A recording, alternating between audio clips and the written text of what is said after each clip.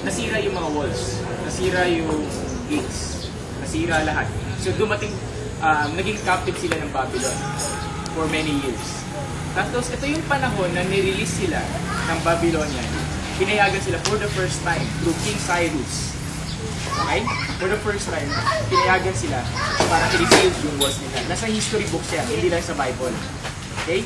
Nasa history book si King Nebuchadnezzar. Yes. Siya yung dahilan, siya yung nag-conquer sa Jerusalem. Tapos siya yung dahilan bakit nasira yung mga walls. Tapos tatlong king, King Nebuchadnezzar, King Darius, King Cyrus. Pagdating kay King Cyrus, doon niya parang binigyan ng freedom yung Israel na bumalik sa kanilang sarili nila.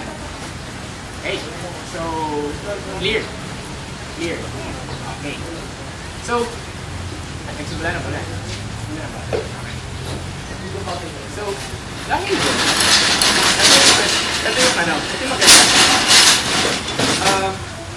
Pumunta doon si Nehemiah, sabi niya, wala siyang pinagsabihan nung mission niya. Ang mission niya is ililid niya yung mga tao i-rebuild yung walls of Jerusalem. Right? Wala siyang pinagsabihan. Ngayon,